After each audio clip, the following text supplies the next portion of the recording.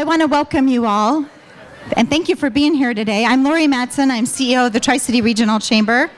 It's my pleasure to welcome you to the State of the City's Membership Luncheon, which is sponsored by Baker Boyer Bank.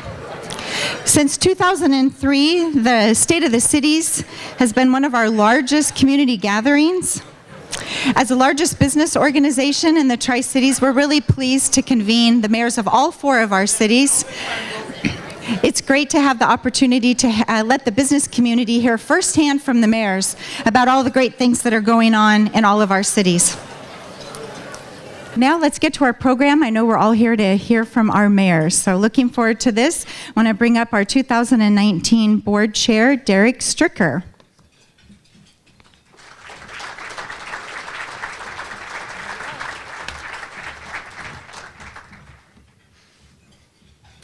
Hey everyone, how you doing? All right, I'll take that. We'll run with it. We got a big agenda, so we got to roll with that chit chat. All right, thank you, Lori. Appreciate. Mark, am I allowed to open my eyes yet? I never heard you say open them back up. So everyone, open your eyes up. I'm up top now. Here we go.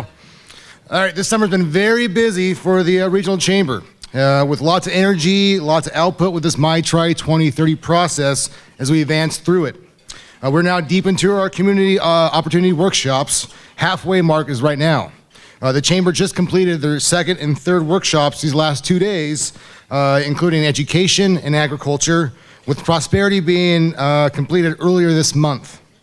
These full-day workshops are bursting with collaboration, ideas, creation with diverse involvement from practitioners, experts, and passionate visionaries. The chamber who facilitates these opportunities, workshops with New Edge, will have life, inclusion, and energy coming up this month of August. We look forward to those and can't wait to know more about the next steps involved. I truly believe the My Tri 2030 process is what can connect every citizen and be part of and ladders up to where a community can be, growing together effectively. Now, with all that said, let's get into the State of the Cities program. Leading off the State of the Cities will be Mayor Don Britton from the city of Kennewick. Mayor Britton was elected to the council in January 2010 and was appointed Mayor Pro Tem in 2013. He was re-elected in January 1st, 2018, and was appointed mayor. He's a lifelong resident of Kennewick. Mayor Britton served 6 years as a reserve Kennewick police officer. He's committed to bringing family wage jobs to Kennewick, recreational opportunities, as well as advancing economic development. Please help me, everyone, in welcoming Kennewick Mayor Don Britton.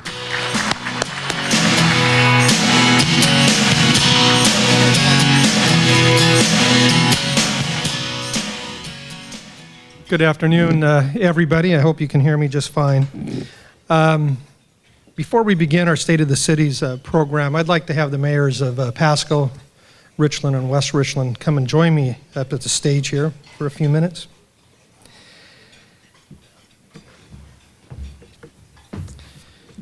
So Mayor Watkins, Mayor Thompson, and Mayor Gary and I all felt it was important to pay a special tribute to Kennewick City Councilman and Mayor Steve Young. And before I continue, we have a special guest in the audience today, and I'd like her to stand up, and that would be Anita Young is over here. And welcome, Anita, to this luncheon today.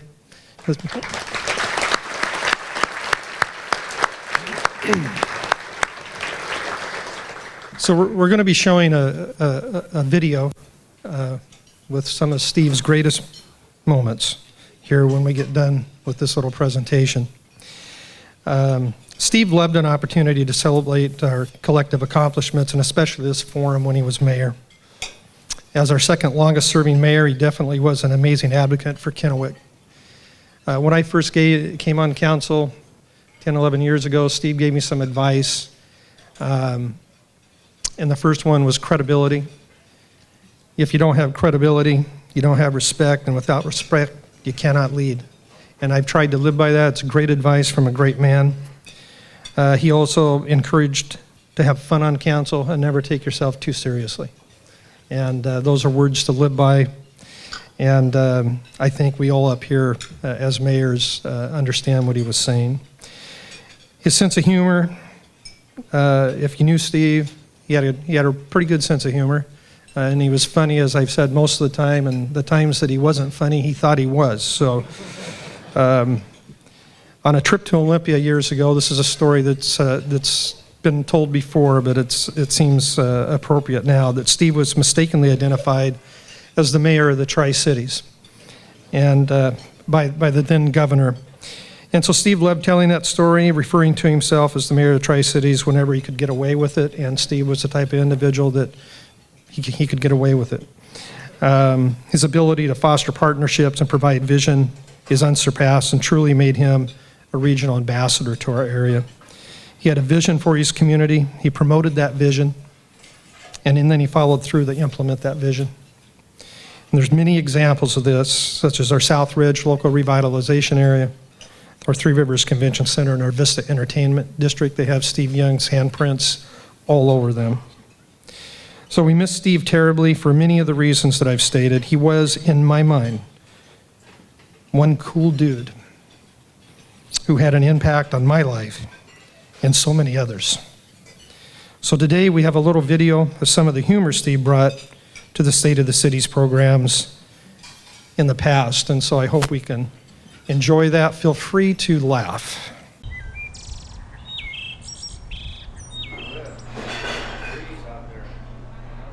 Should we go ahead and order? Nah, Steve is always late. You know how he likes to make his grand entrance. Sorry for running late, gentlemen. Mayor Young called me at the very last minute and asked me to fill in for him today. He said something about having to get a pedicure at the last minute before his plane leaves at 3 o'clock. You know, John Fox warned me about Steve, but I didn't think he'd skip out on the check till after the meal. Don't worry about it. I stopped by Steve's desk and picked up his credit card. He felt so bad about not being able to make lunch today, he said to go ahead and order anything we want. Anything? Those were his exact words. Hello, welcome to the Seattle Marriott. Checking in? I am. All right. Last name? Young. Steve Young.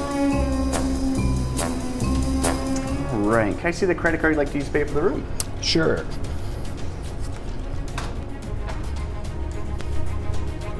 Oh, crap. Have you guys heard of a mayor? Yes.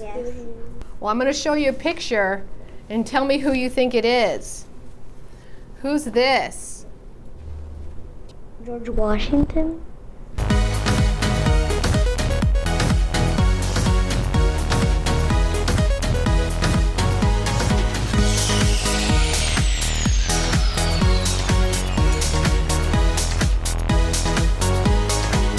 Good morning. How you doing? Good. What's going on? Hey, can you guys give me a lift? Sure, we can give you a ride. Cool. Great. That's great. We'll give you a ride. What? We'll have you ride on this side. But I'm the mayor.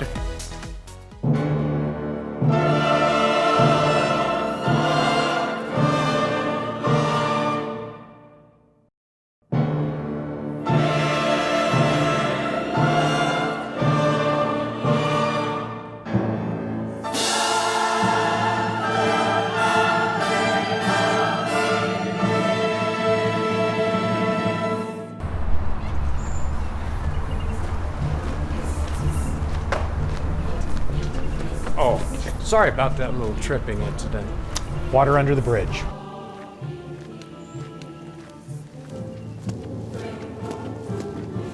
I wonder how Steve's doing.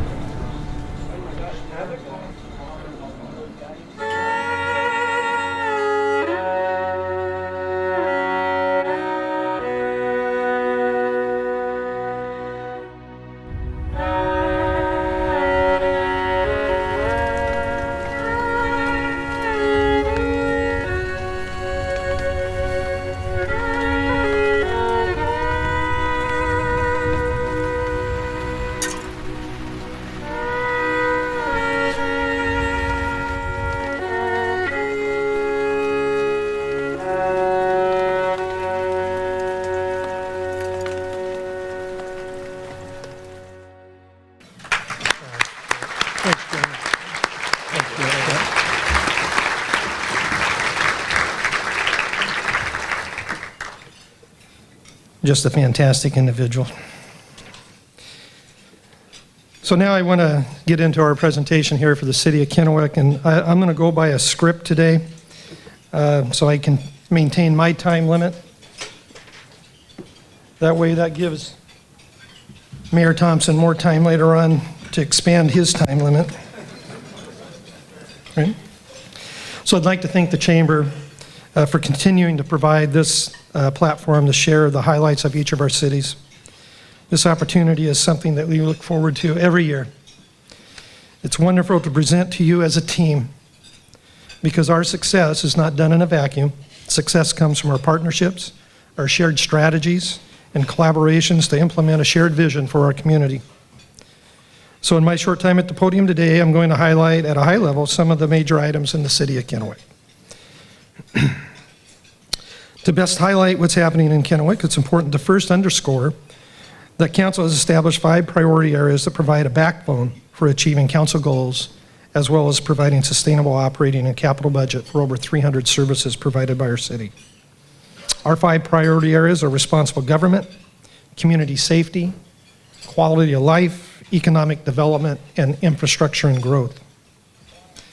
Our citizens want and deserve their city government to be responsive, responsible, and fiscally accountable. These objectives are met through a broad range of programs. Thousands of hours of public input have been poured into our biennial budgeting and priorities process. Comprehensive planning for growth in the next 20 years, comprehensive parks and recreation planning, transportation planning for the next 20 years, as well as other sustainable strategies to serve our growing community in our 5 priority areas. Our yearly citizen budget survey results identified safe drinking water as the #1 priority for the residents for the city of Kennewick and businesses, and our 2019-2020 biennial budget provides funding for significant system infrastructure improvements and maintenance to safely supply our existing and growing population. Strategic planning for the fire department included hiring 12 additional new firefighter positions to support our existing needs and community until our future fire station number 6 is built in our Southridge area. The city was awarded $2.3 million on a FEMA grant to provide partial funding for these new positions for the next 3 years. We've continued our commitment that we made to our community in fighting criminal gang and drug activity with the public safety sales tax Benton County voters approved in 2014. We have utilized this funding by hiring additional police officers, additional support specialists, implementing a cadet program, and adding an additional mid-shift patrol unit. Our focus on quality of life is to maintain our parks, provide diverse entertainment options, and offer recreational programs for a well-planned community. We continue to work with the United States Army Corps of Engineers in partnership with our neighboring jurisdictions, community stakeholders, and federal legislators on reconveyance of Columbia Park. The city has a vision to be able to provide commercial activity to support the recreation focus of Columbia Park, such as restaurants, coffee shops, recreation equipment, and rental shops. Recent major investments in this community asset include a new golf course clubhouse and the partnership with local businesses to rebuild the Playground of Dreams. We also are continuing to work with our community partners to identify and implement creative solutions to affordable housing and homeless concerns. And some of our partner agencies are our Housing Authority, Benton County, and local social service agencies. Council's overarching objectives in economic development are to support existing businesses and to create sustainable family wage jobs. We have established 5 major opportunity centers in our community to provide a unique vision as we continue to work on recruitment, retention, and expansion of businesses. Those opportunity centers are our Southridge area, our Vista Field redevelopment and improvement to connect our entertainment district at Vista Field, bridge-to-bridge area in our downtown area, and our urban growth expansion south of I-82 and Columbia Park. We continue efforts to realign the city's urban growth area on our southern border.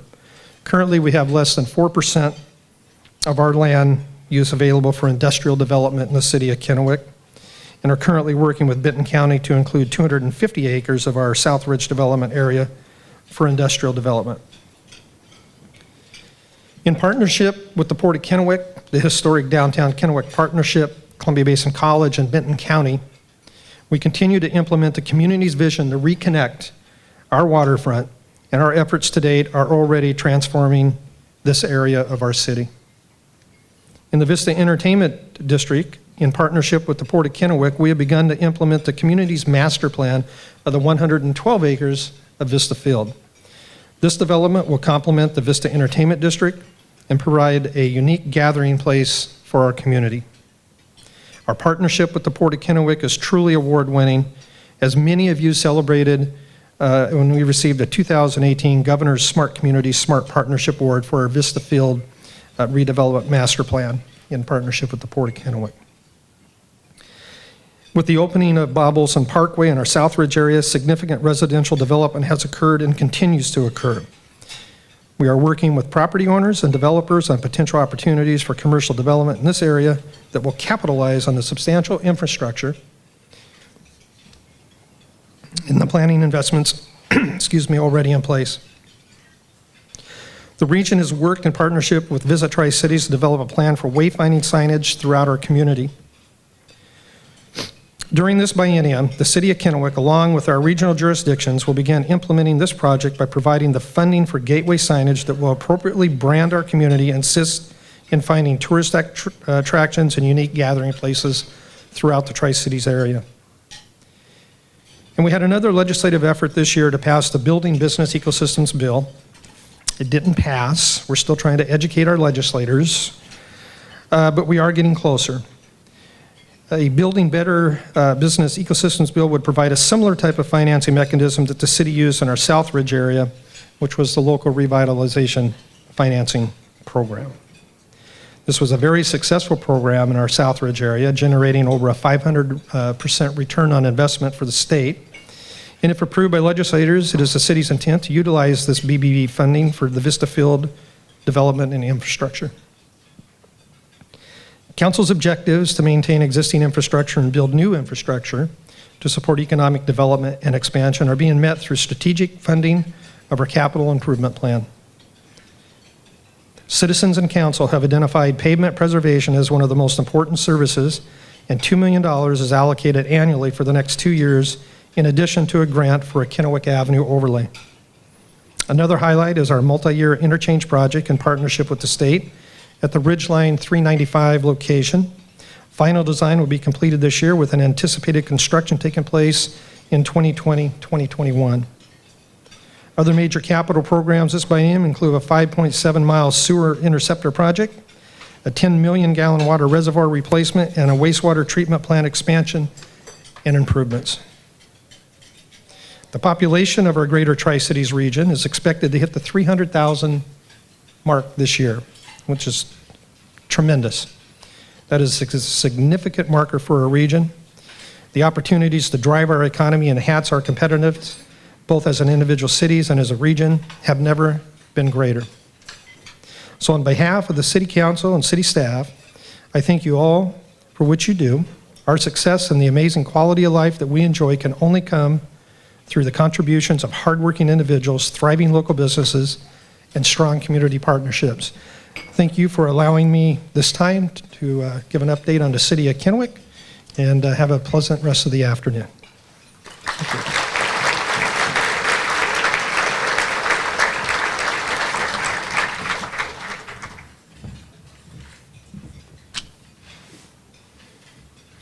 Thank you, Mayor Don Britton. And it's very exciting to hear what we got in the City of Kennewick. And I actually, watching that video, I've seen all the Save the Cities before. It was just kind of nostalgic to see all the collaboration before and what Mayor Young did before. And I think the 250 industrial acres will make him pretty happy. I remember having a conversation a couple years ago on a windy summer, May Day, and talking about that industrial in the future. And to have that now, I think he'd be very happy about that. So anyway, great job. Next, we have Pasco Mayor Matt Watkins. Mayor Watkins was elected to the Pasco City Council in 2004 and was elected as mayor by the council in 2010. He is the longest serving Pasco mayor. He holds a Bachelor of Art in Social Science from Washington State University and currently works as a software engineer for Lucas Engineering in Richland. His term in the City Council concludes December 31st, 2019, though, as he chose not to seek re-election and is looking forward to traveling and in the coming 2 years to become a better citizen of the world. Matt Grupe in Kennewick works in Richland and chose Pasco as his home because of the diverse of the community, reasonably priced homes, and proximity to great tacos. Matt has shared proudly over the years that he's finishing the 11-day-long Iron Butt Rally 3 different times, but wants you all to know that he's recently taken up sailing and starting to think about single-handing around the world. Please welcome Pasco Mayor Matt Watkins.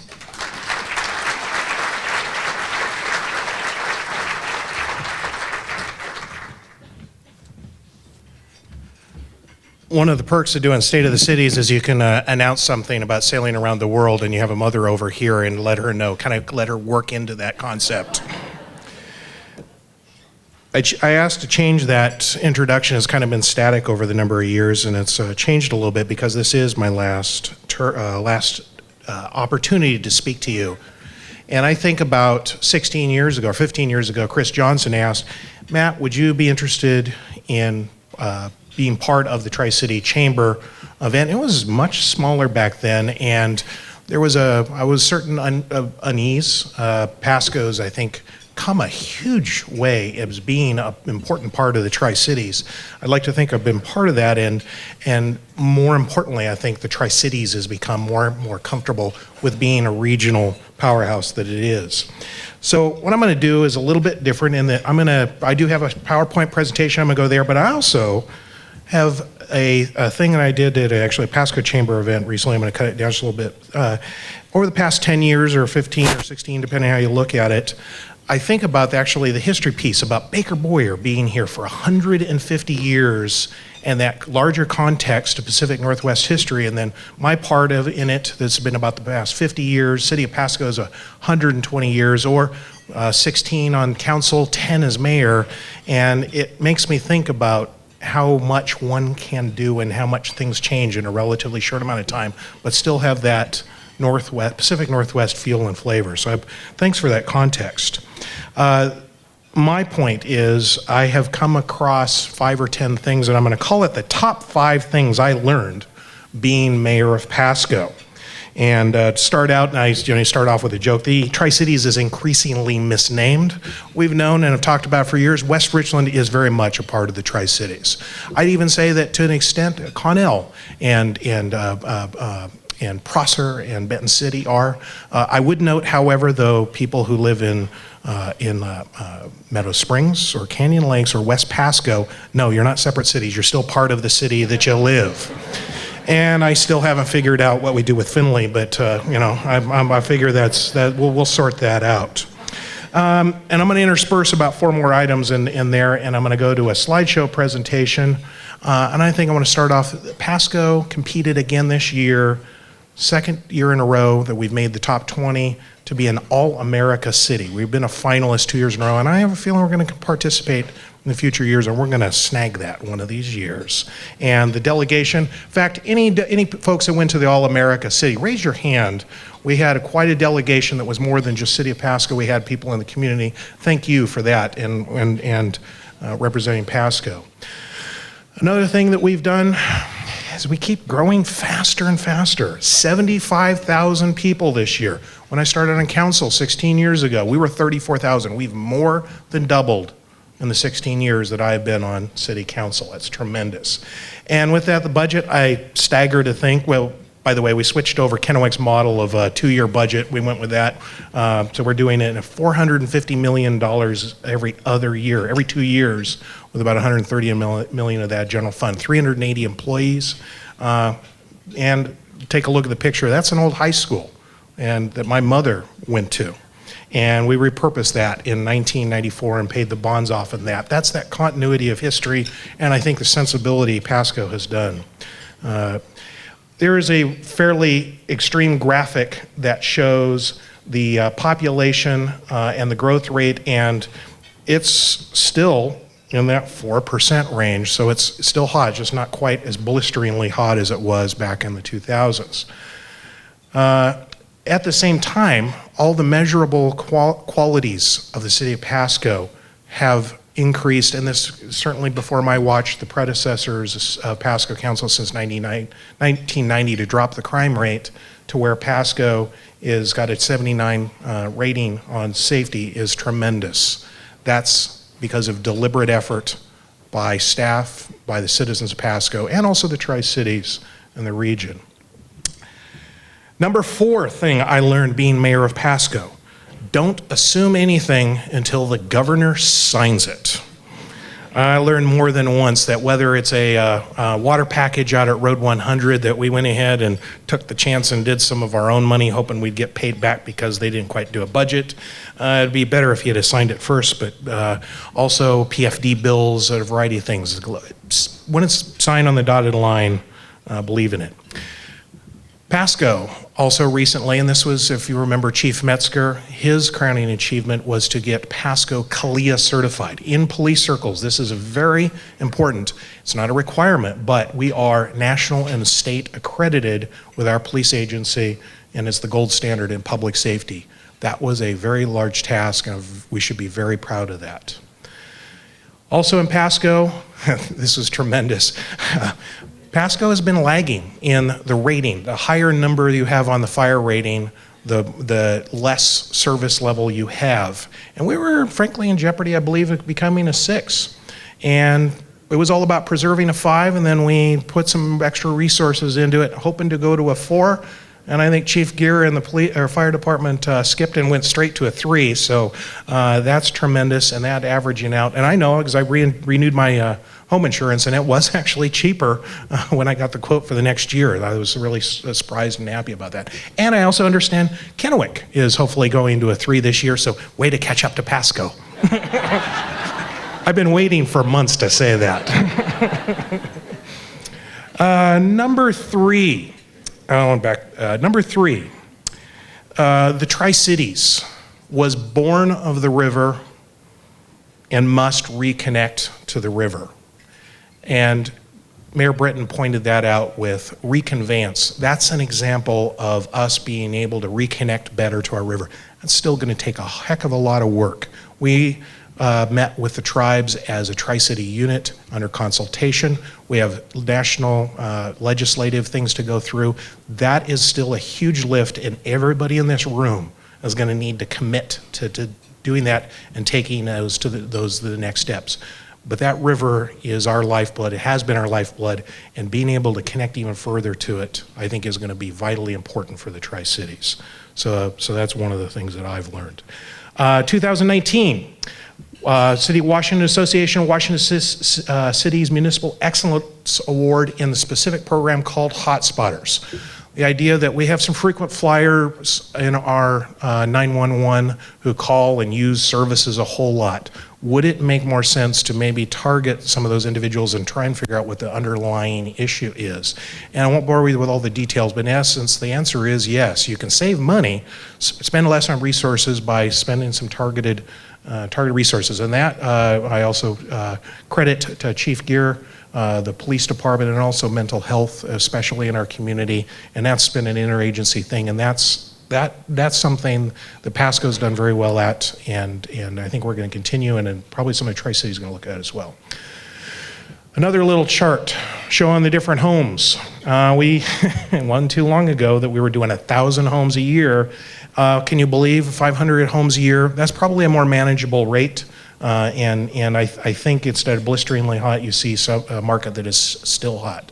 And you're also, I think, going to see the assessed valuation. And there's a couple slides here. We know that the housing market and the value of property and homes and everything has gone up tremendously. But here's one that I think is critically important from a Pasco perspective. Pasco has and continues to have socioeconomic challenges of an average assessed value. But look at that gap, and you'll see that the gap is narrowing. Pasco is more on par with Kennewick and Richland, and that directly affects school district in particular, I think. It's a slow thing to change, but I think that's one of those examples of how cities are different. We're not all the same. We're all not just the Tri-Cities, but there are some unique circumstances, and we're going to keep working on that one. Number 2 thing I learned, sometimes to lead, you need to follow and support. And there are numerous examples of this. I think a tangible example is Pyrex, the caving into those tunnels, taking Richland's lead and saying, you know, we need to, as mayors, ask that certain things to be done. And it wasn't one that Pasco is maybe as worried about as Richland, but it does concern the Tri-Cities. Therefore, showing your support of that is important. I think also Kennewick has, to an extent, been a little bit in the crosshairs by FutureWise and some groups about urban growth areas, and that's also affecting Pasco. So being able to support them, or at least understand them, your participation in being able to have cities be able to take one area and become center of excellence in that helps when we're in that collaborative mode between the cities. Back to the slides.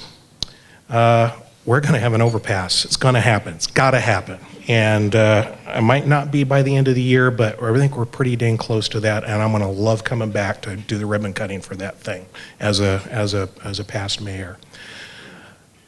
Also downtown, I know you go to Farmers Market. We're going to spend some money to spruce up Farmers Market, and I think there's a wrestling with the question of what we do with a larger public market in the Tri-Cities, but as we know, it's not just one thing or the other.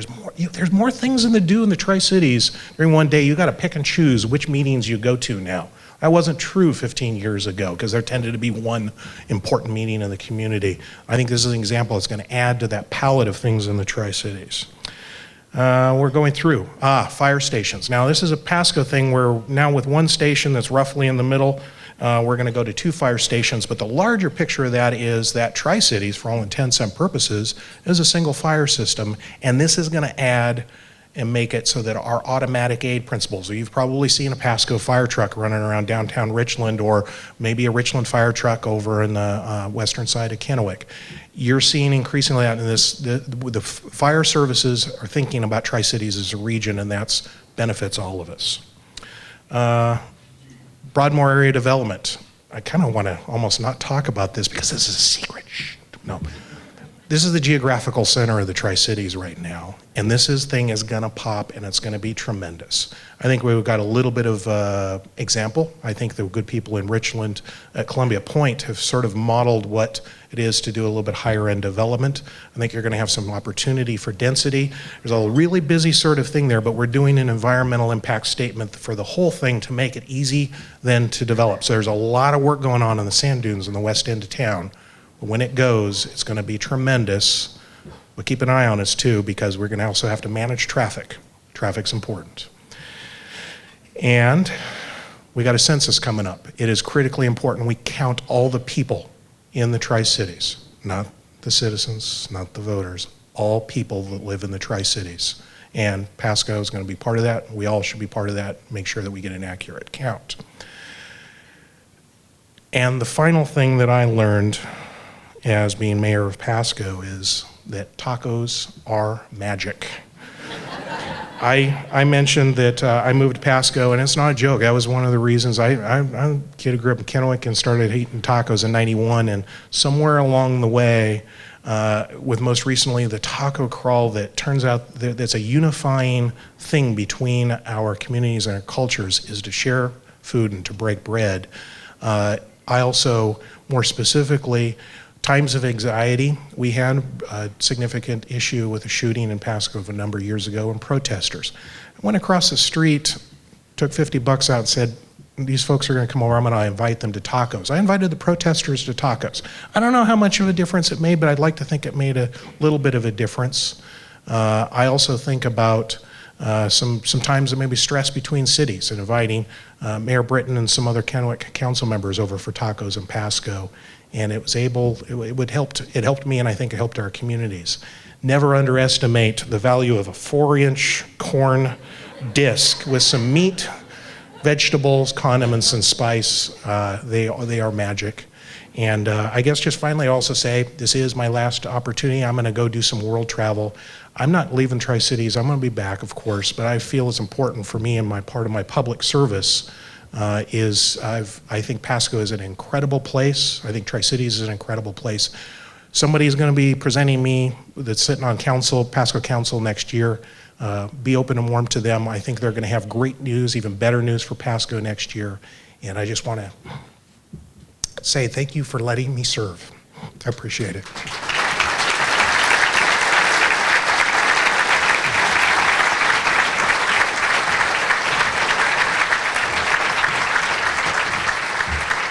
One more round for Mr. Mayor.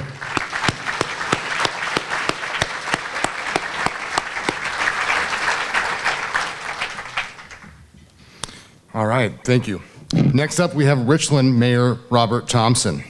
Mayor Thompson is a lifelong resident of Richland and has served in the Richland City Council since January 1994. He received a BA in political science from Washington State University and has a JD from Willamette Law School. He's currently in private practice. Please welcome everyone from the City of Richland, Mayor Robert Thompson.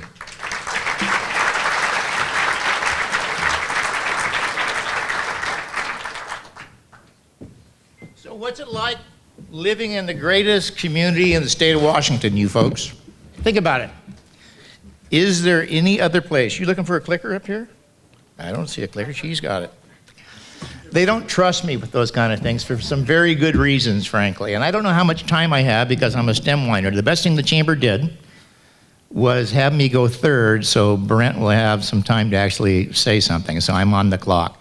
You know, I normally kind of like freelance this, but because of the time constraints somebody's trying to impose on me, I will follow a script. But I do want to say a couple of things. You know, Steve Young not only was a great man, but he was a great mentor to the mayors that are here. Steve set up an organization where the mayors meet at least on a monthly basis. And as a result of that, the communities got closer. And as a result of that, we were able to make efforts that were, you know, referred to in regards to being able to change the state of Washington's position when the tunnel fell at Hanford site, because the Department of Ecology and the governor's office had different ideas on a process. And we realized that our citizens were at risk. And we came together as a community to push an agenda forward that forced the governor and the Department of Ecology to change their position and clean up a potential hazard that would have impacted us all. See that board over there that talks about, what do they call them, the visionary members? Okay. I don't know, what is it, 4 out of the 6 are Hanford contractors are related to government work. We get $3 billion a year into our community from Hanford-related and P&L work.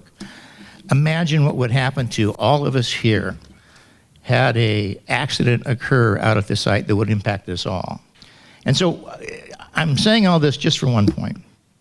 I'll talk about the city of Richland in a second. There is power when a community comes together. When the political bodies align with the business community and the other civics groups, you can move the world in the state of Washington. We have adversaries, right? Honest to God, think about it. There are lots of people that tell you what you can't do as opposed to how you can do things and get things accomplished. And so I'm going to challenge everybody here in the audience today to consider that as a thought. Don't think about how it is. Think about how it could be. Everybody is making efforts to look to the future. You got to have a voice. And you got to unify to the extent you can to have that voice to be heard around the rest of the state. Never think that a single voice is isolated, because there's power in one voice, and then you collaborate. And you can do some amazing things. In the Tri-Cities, if you look at the rest of the state of Washington, hell, look at the rest of the Northwest. Where would you rather live from a safety, cheap power, cost of living, and safety perspective? Where else would you live? That's a pretty family environment, isn't it? And I think that's what makes our country great, and it certainly makes the Tri-Cities great. Now, enough of that pontificating. I can't help myself because I'm just really proud of what the community's been able to do. I look at the Banker Boyer thing up there, and it looks like, well, they're done in 1869. So I'm just 3 years older than they are, okay? And so I want you to think about what the Tri-Cities was when I was born in, well, you know, 72 maybe, but what I'm trying to say is, Richland was part of the 3 cities, and we were the most parochial places in the world. The Bombers, the Lions, and the Bulldogs were separate identities, separate communities. And I look out in the audience, and not all you guys are nearly as old as I am. But understand the challenges when you live in that kind of an environment where you're separated by culture and 4 or 5 miles. It made a huge difference. That's all blended. My generation is dying out. My parents' generation that raised me is gone. So we have the ability to come up with new ideas and solve problems together. And I think sometimes I look out there in audiences and, again, people say what we can't do. There's nothing that you can't do. And I think the city of Richland has had the opportunity to epitomize what you can do if you put a vision. And so I'm going to get back to what they told me to do. And so I'm going to read you some stuff. I apologize because this kind of reminds me of a Department of Energy slideshow. I hate that too, but this is what we're going to do. So, you know, to move forward, everybody has a plan. I think every mayor has kind of talked about their plan. How do plans come together? You look to your community, you try to figure out where you want to go. Richland's a little different than others because we still have the old AEC, Department of Energy mentality to an extent. And so we plan the bejesus out of everything. And sometimes when we plan, we can plan forever because there's no reason not to have another plan, right? So we run afoul of that sometimes. If you guys, you guys are all business guys, you understand that at some point you got to make a decision to move forward. Even if it's the wrong decision, you might find out about it later, but you got to make the decision and move forward to find out where you're going to be. So Richland, to move forward, council, staff, and the community got together to talk about what would be important. And this is what drives everything we do in the city of Richland. So we have something amazingly called the Strategic Leadership Plan. And I'm going to give you the list. It includes promoting financial stability and operational effectiveness, manage and maintain infrastructure and facilities, increase economic vitality, manage our natural resources, maximize community amenities, and enhance neighborhoods and community safety. All right? So let's give you some example. Promote financial stability. We are promoting financial stability and operational effectiveness with the implementation of a new financial management system. You know, you guys in business may have software that does stuff, right? You know, everybody's got their accounting software and stuff like that. Cities are a little different. Richland's different too because we have an electrical utility, okay? We do our own but waste collection. So it's a little different. So our plan needs to be a little bit broader than some of the other communities. And it's kind of amazing from my perspective how it all kind of comes together in a lot of ways. It really is. We have something called the Enterprise Resource Planning. And basically what that does is it breaks out the different organizations within the city and gives us the opportunity to plan together. Because what happens in one branch of government from a city perspective impacts the others, all right? This kind of gets down in the weeds, but it's important from actually accomplishing what a community wants to do. And without that, I don't think we get there. So, next item. Manage, maintain infrastructure and facilities. So in 1958, City of Richland got the keys to the city from the AEC back in the day, okay? When I was a kid back there in like, you know, whatever it was, 1872, the Department of Energy, and I remember this, would actually bring coal to my family's house and slide it down a coal tube. That was 58, okay? That's how integrated we were as a company town. And so what happens when all of a sudden you get the keys? Wow, you got to actually plan for the future. You got to figure out how you're going to pay for all the stuff that you got for free. Well, it took us a little while to figure that out, right? You know, what do you do when you give your kids a set of keys to a Lamborghini?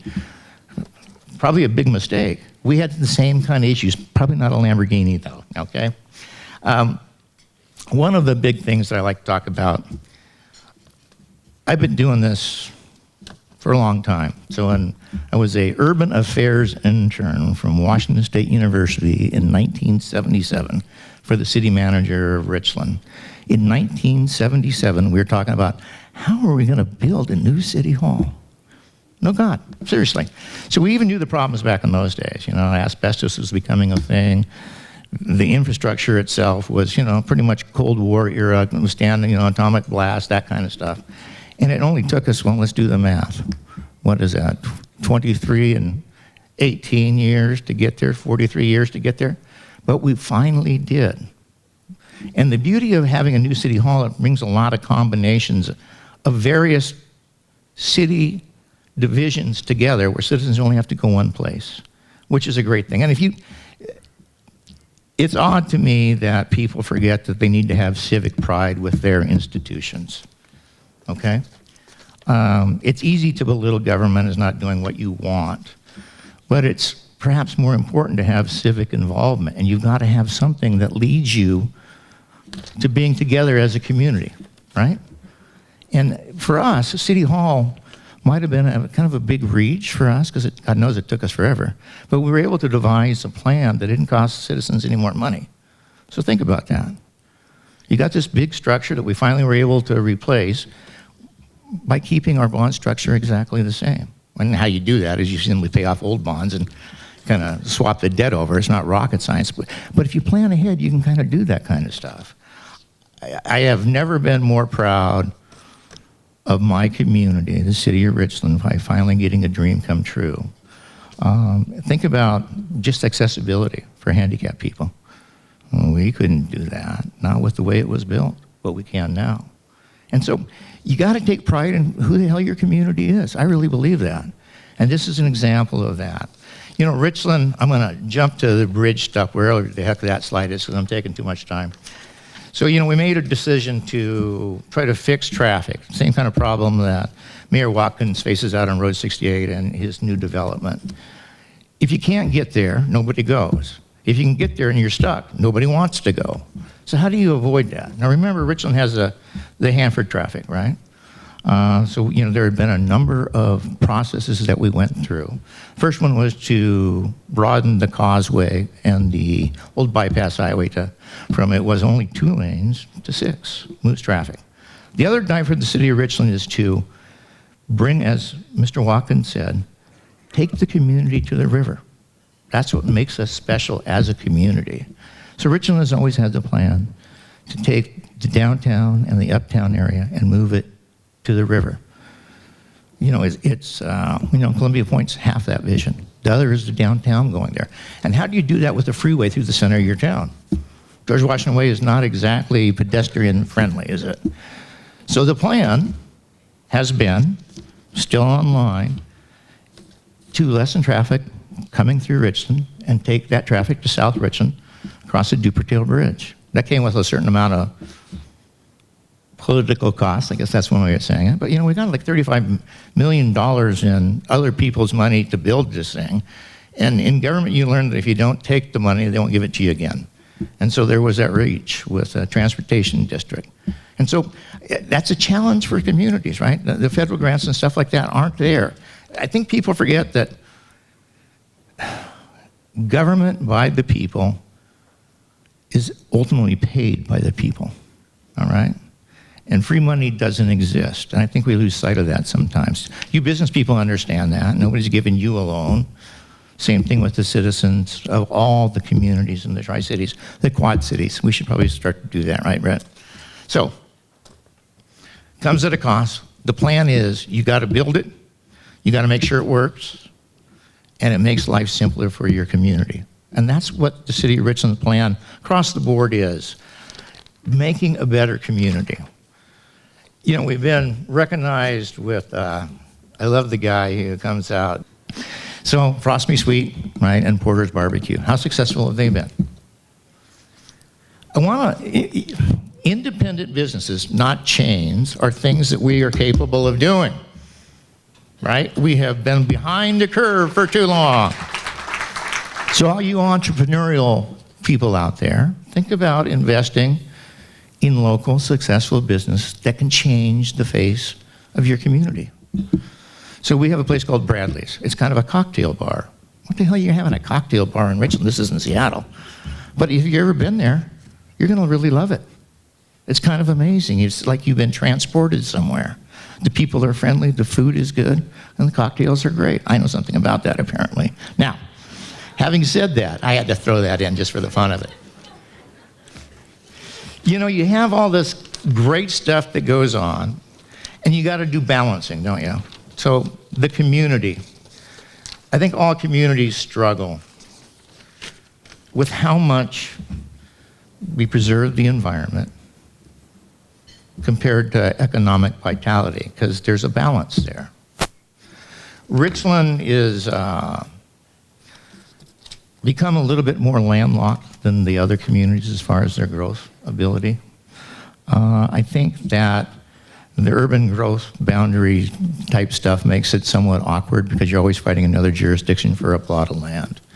But we've been fortunate to get some land from Hanford, and hopefully with our other partners be able to develop those prospects that make a great community greater, because you are able to provide jobs to people of all socioeconomic status, right? And that's, I don't know if you want to call it diversity, but what you call it the opportunity to grow and have a family and be successful. So how many new business licenses do you think came to Richland in 18?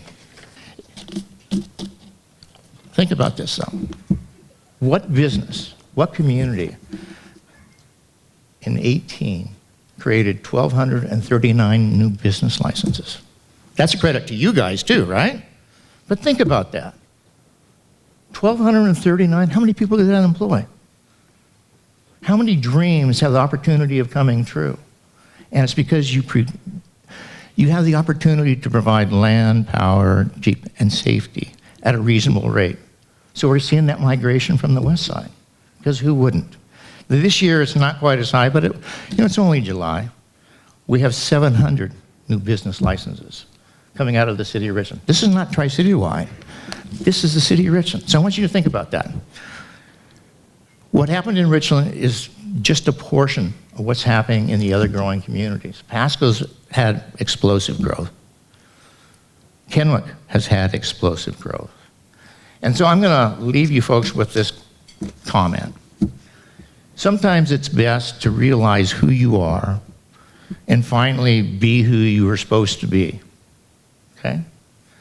If you work collaboratively, government, city government, the various civil and organizational structures, you can make a community can do anything it wants to do. And I hate to say it because I'm just an old guy who is an attorney, so leverage and power are important when it comes to getting things done. Maybe some people think it shouldn't be that way, but it really doesn't matter what you think should be. It is how it works. We have the ability to have all the power in the state of Washington. My suggestion is that we actually utilize it and become more successful. With that, I'll let everybody go. Thank you for your time.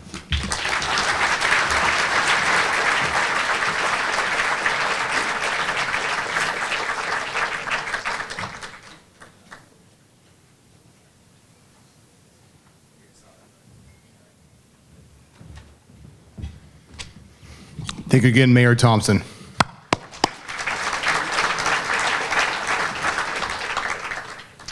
You did your own thing. I even had on my note when it said that you're in council since 1994. It says, I was in 5th grade. But I didn't want to say it, so you get to say it for. I held it back for you to do it. So anyway, all right, finally, we have Mayor Brent Gary from the city of West Richland. Brent Gary is serving his second term as mayor of West Richland. His first term began January 1st in 2014. He previously served as a West Richland City Council member for 4 years from Jan 2010 to December 2013. In addition to administering the day-to-day operations of the city of West Richland, Mayor Gary also sits on 13 different local boards, organizations, commissions within the region. That's a 1-3, that's a big commitment. He's been married to his best friend Denise for 31 years. They lived in West Richland for over 25 years, have 2 daughters, 4 grandchildren, all that reside in West Richland. Congrats. Brent and Denise are second-generation owners of Richland Auto Care Center, having purchased the family business from Denise's grandfather 29 years ago. Please join me, everyone, in welcoming West Richland Mayor Brent Gary.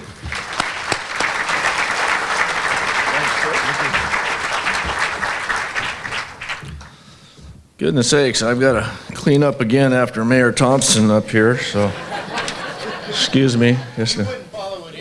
No.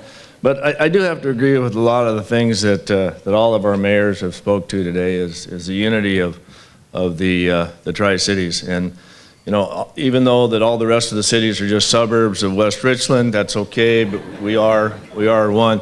We speak together through Hanford Communities, Energy Community Alliances to make better the mess that was made to win World War II and the Cold War. So we'll continue to partner to make our communities better with all you mayors. Matt, I'm going to miss you. And you know, Matt did the motorcycle stuff and crashed the motorcycle, almost killed him. Matt said he's going to take up flying, crashed the plane, didn't quite, almost kill him. Now he's going to sailing. Matt, you got it figured out. Make sure you wear your life jacket, right? So, yeah, I'm going to start this off by thanking the West Richland Chamber. There's May right there. West Richland Chamber rocks too. I'd like to thank the Regional Chamber of Commerce for hosting this event today, as well as the Boyer Baker Bank for sponsoring this luncheon. And of course, Richland, Pasco, and Kennewick, I thank you for all of your continued partnerships. Certainly been an honor to work with the mayors, the city managers, as we work to better our region as a whole. We're a growing, great city in West Richland and have many plans for the future. West Richland's population continues to grow, as everybody's has, 3.2% since the year 2000. The city's population has doubled to 15,340 residents, ultimately giving us the highest year-to-year growth in the region. While the region and the city have grown tremendously, West Richland still retains a peaceful, rural way of life relative to a young community with an average age of 36 years old. So average age of 36, that makes me younger every day that I cruise down the street and see all the kids playing. And yeah, it's a young community. Highest income per capita in the Tri-City, so we have young professionals, something to be proud of. We pride ourselves in attracting high quality, affordable home construction. West Richland continues to be largely residential community compared to our neighboring areas. Although this is changing with our economic development efforts, the increase in residential building will add to the 4,500 households that are currently in West Richland. This will also add diverse housing opportunities with a variety of housing options such as townhouses, multifamily units, and condominiums for future residents. Construction for these developments has already begun in areas of Bombing Range Road, Mount Adams View Drive, West Van Giesen Street, and Belmont, West Van Giesen Street, and Paradise Way. So that's a commodity that we were very short on. So now we have the opportunity to attract young families, retirees, snowbirds, and individuals that want to start a home but can't afford the $400,000, $500,000 house that West Richland supports. Our annual growth is now predicted to double after receiving an application for a 165-acre subdivision. This area is appropriately named the Heights at Red Mountain Ranch due to its location at the base of Red Mountain, just north of Red Mountain Center. This development plans to have 563 residential lots that will be created over 10 phases. The site processes a comprehensive mix of single-family, multifamily housing, parks, multi-use trails, public right-of-way, commercial and family tracts for future development are also included in this proposal. So, as alluded to, everybody else has grown. There's 8,000 acres out there owned by one landowner, and he has chosen to start developing that. And we're certainly going to benefit while we have the challenge to make sure that we maintain our rural lifestyle that we're used to out there.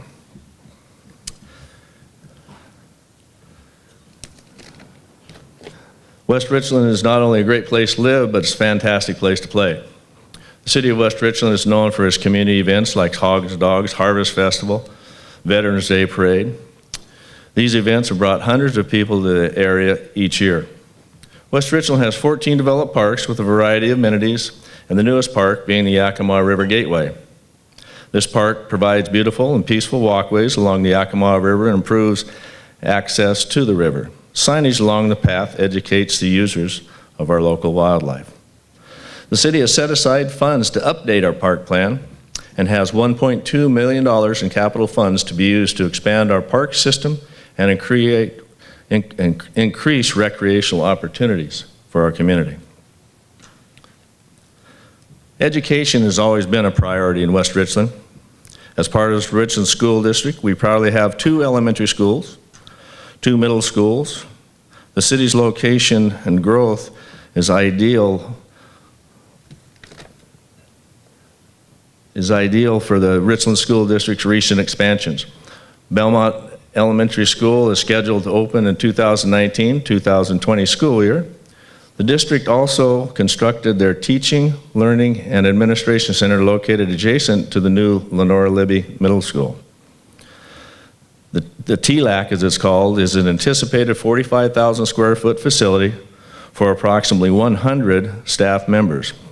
Daytime jobs, rooftops, important for our community to grow, so we're attracting that. The Richland School District also purchased 70 acres west and hopes to construct its third high school sometime in the future.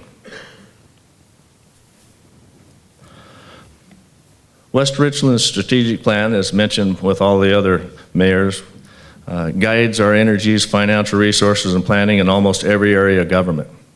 Council has identified 6 strategic focus areas and corresponding goals, giving direction towards achieving our goals for the future. The city continues to move strategically forward by implementing the needs identified by the strategic plan.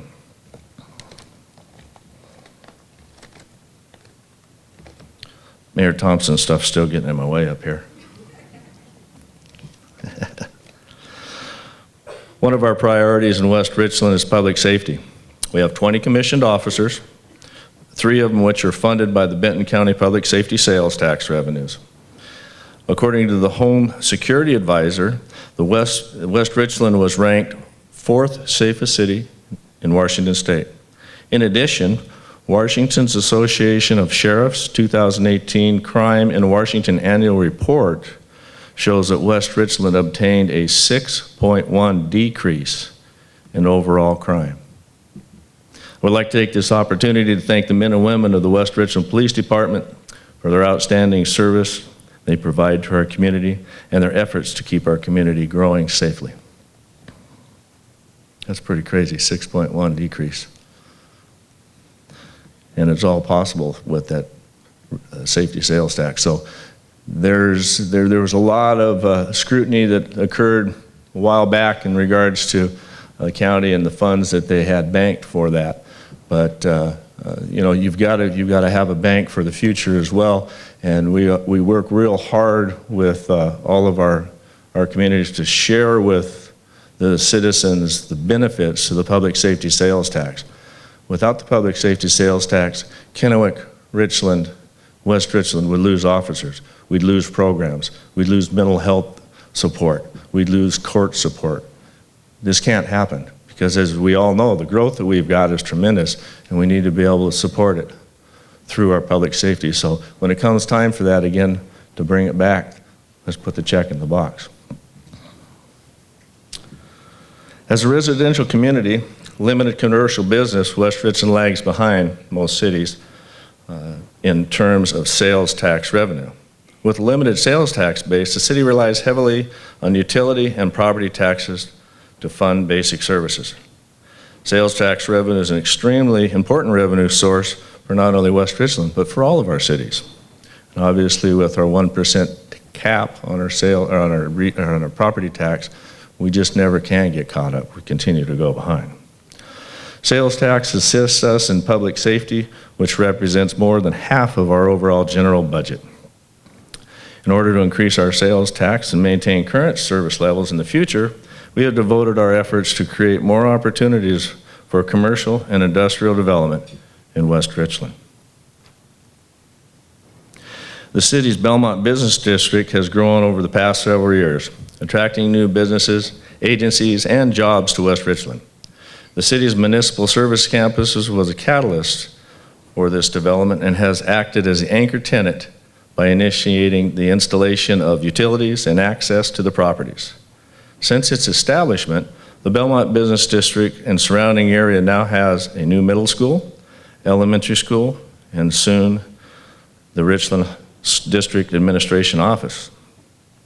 The commercial property at the corner of the Municipal Services Campus was purchased last year by a convenience, which will be a convenience store, which will have a gas station, car wash, and not tacos, but firehouse subs. So, you know, next best thing to being there, right?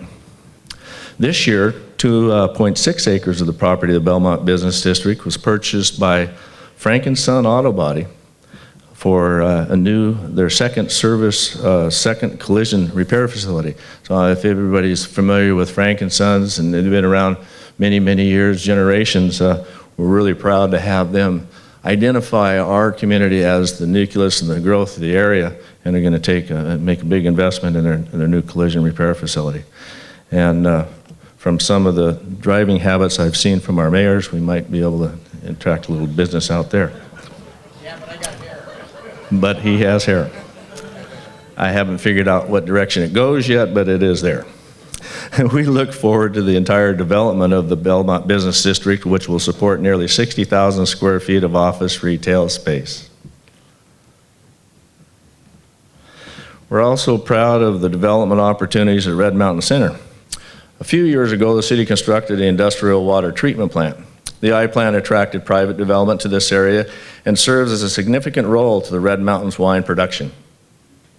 Red Mountain Center hosts 2 wineries and a craft distillery. The most recent addition to this area is Double Canyon Winery, owned by Crimson Wine out of California, which constructed a new $6 million processing facility in West Richland and opened a tasting room this last year.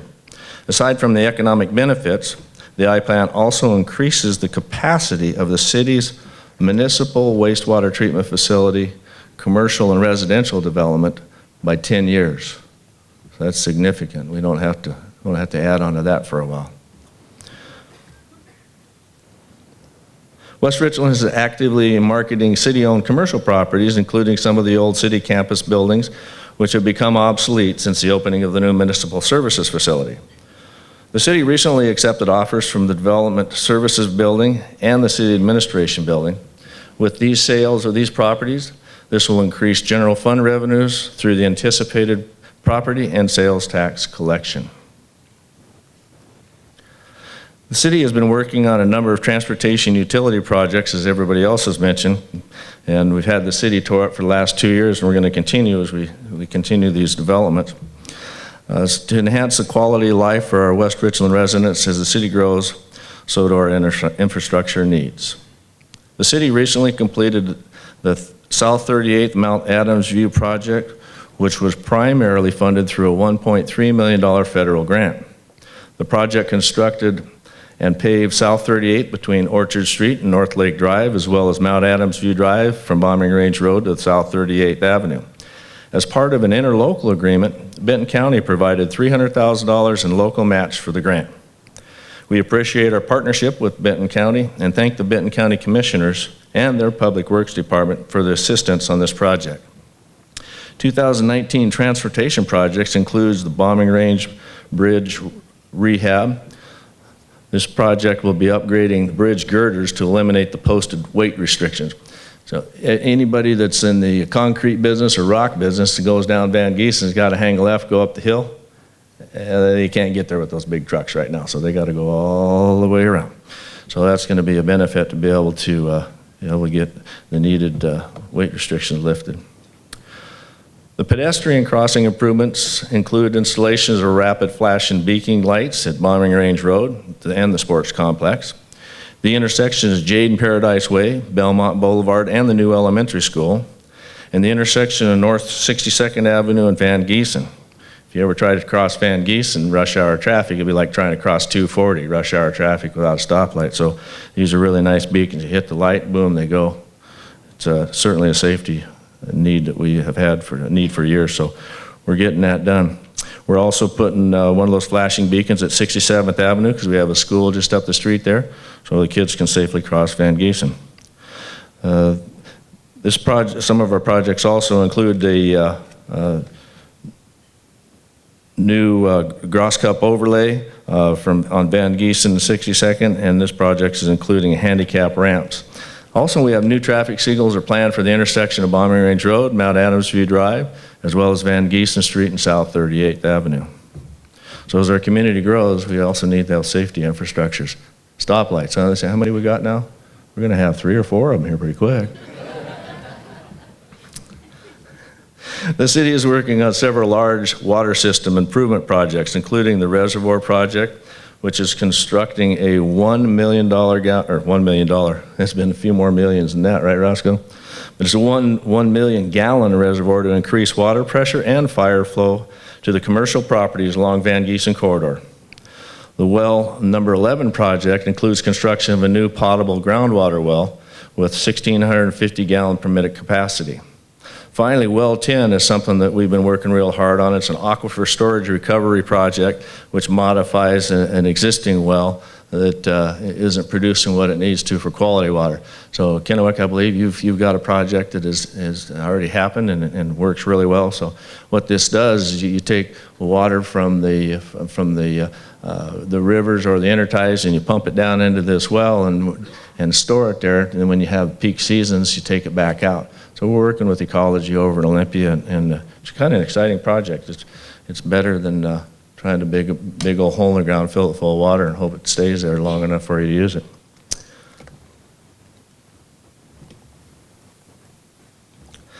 Springtime welcome the remodel of the West Richland branch of the, excuse me, I went and lost my place here after Mayor Thompson's stuff got in my way. The 2019 Municipal Services Tenant Improvement Project will be completed. This will complete interior construction of a 4,000 square foot shell. This area will provide a much needed space for finance and administration. When you first built the facility, it looked like it was all complete, but you see in the front right hand corner, that was 4,000 square feet of just a shell that was made. We couldn't justify building a new facility and then 2 years later tearing the front of it off to do an addition. So we managed to come up with a creative way to make that happen, and now we're just getting that finished off. So we'll get everybody, everybody's up there now, but it's a little crowded. But we'll get things done here shortly. Springtime also welcomed the remodel of the West Richland branch of the Mid-Columbia Libraries. The completed remodel library offers a larger collection of materials, 8 public computers, and a lounge for using laptops and tablets. There is also a new story time area with a greater variety of children's books and a historical photo mural and a conference room as well. Special thanks to our partner at Mid-Columbia Libraries. Davin, I saw you here today. Thank you for your efforts there. That was awesome. The coordinated remodel of the West Richland branch was paid through existing property tax funds paid to MCL for library services, so no additional cost to the city in regards to that. Great facility. Have an opportunity to go out there and check it out. It's pretty neat. In April of this year, the West Richland voters approved approximately $12.5 million bond for a larger, secure police facility. This facility is essential to improve policing services and helping us meet accreditation standards. Accreditation standards was something one of the other mayors also mentioned. Very important. The current facility is almost 50 years old and is too small to meet the demands of police services in the city that has grown 115% in the past 20 years. We work closely with all citizens group and study police facility needs and options and spent more than a year sharing information with our community about the proposal. This cost is similar to other facilities and includes land acquisition, design, construction, and outfitting of the interior. This facility is expected to meet the safety needs for our community for the next 50 years. I would like to thank the dedicated staff who work very hard day after day to provide a quality life that makes West Richland a safe and desirable place to raise a family and call home. I would also like to thank our city council members for their leadership and continued support in making West Richland a financially stable and well-balanced community. Their dedication to establishing public policy, goals, and priorities has been remarkable. West Richland is a vibrant and exciting place to live, work, and play. And I thank you for the opportunity to present the state of West Richland this afternoon and how exciting our future is as we move forward. I'd also like to thank all my staff over here and some council members. You guys rock. Thank you for what you do and make our community better and assist me to do my job. I appreciate it. Thank you.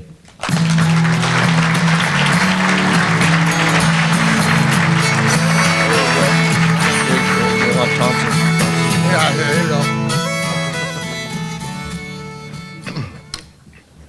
All right, thank you, Mayor Gary, for the great update.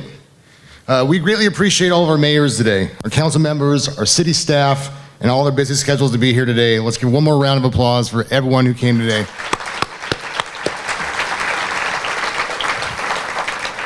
We appreciate all the service you do to the Tri-Cities, and we appreciate all you do to keep our community growing one day at a time. And a sincere thank you for all of you attending in your busy lives and busy day to be here. Our next luncheon is a big one, though. Please join us Wednesday, August 28th for a congressional update with Congressman Dan Newhouse. That'll be right here, back again in Pasco Red Lion. You can register for the luncheon at theregionalchamber.com. Thank you all again. We appreciate your time and work to make our communities great every day. Go forward in commerce and have a great day. Thank you.